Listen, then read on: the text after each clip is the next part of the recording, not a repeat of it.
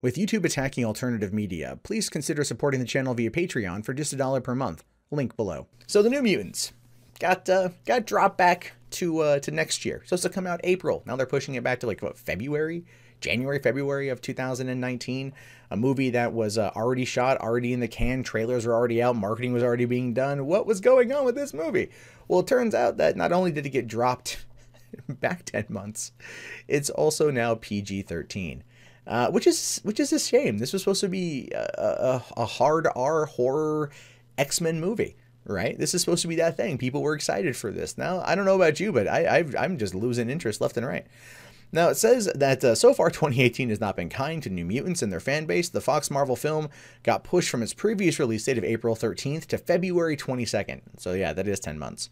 Now, for those of you who are hoping that the movie, which was a real horror story slant, would be in the vein of mature R-rated Marvel Comics adaptations like Deadpool and Logan, no. According to writer-director Josh Boone, he confirmed that the film will be PG-13, though he was quick to stress that they're pushing that limit about as far out as they can. However, the movie will be different from previous mutant-focused films in other ways too, which Boone teases in the recent interview. So basically he says, like, this will be the hardest PG-13 movie ever made. I mean, we pushed it. The horror is pretty dark, but there's also an emotional core. If I can scare you and make you cry, that's the goal.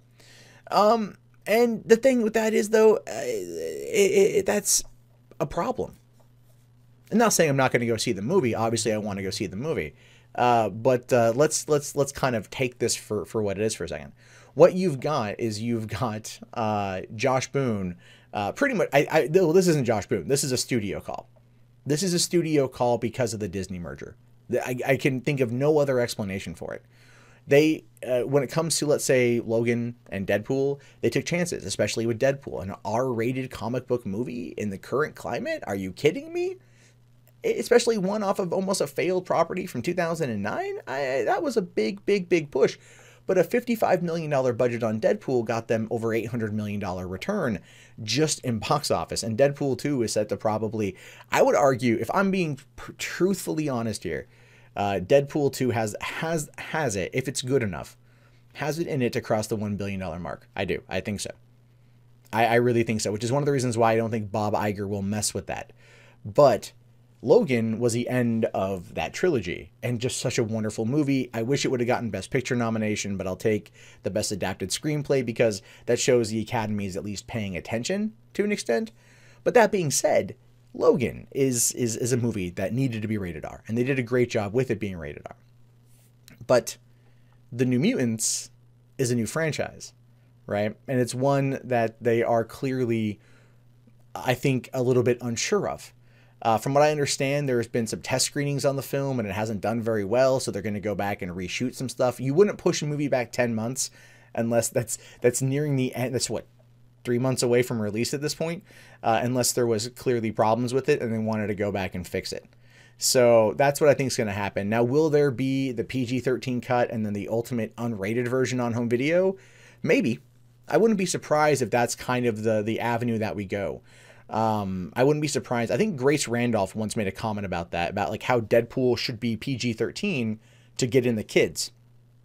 Right. And that got her a lot of flack, but I think what she was trying to say is you do PG-13 in theaters, but you do unrated at home. And Fox was doing this for a while, especially back in 2007 with Live Free or Die Hard, the first PG-13 Die Hard movie that everyone was really mad about. Like, why is it PG-13? Should be yippee-ki-yay, motherfucker, you know, that kind of thing. And ultimately, they had the PG-13 theatrical cut, and then they released the unrated home cut, which was better in some respects and not as good in other respects. And that was kind of what they were doing, the PG-13 theatrical, the unrated home video. And I felt like that might be a solid middle ground, right? A solid middle ground as a way to keep things moving. Right. But that could happen here. They've done it before, and I could see that happening here. But I feel when it comes to this particular story, ultimately what they want to do is they want to play upon the potential success of this, and especially with the Disney merger and Disney not really wanting to touch a lot of R-rated stuff, even though Bob Iger is kind of hinting at that it might be okay. But it would only be okay if the movie does super well.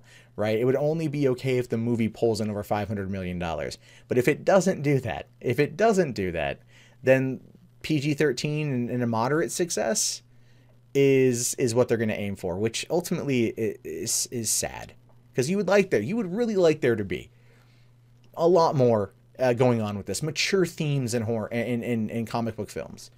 But Marvel has homogenized the game, and as much as I love Marvel movies, and as much as I always go and see them, I very much found both Deadpool and Logan refreshing, and I wanted to see that continued with the New Mutants.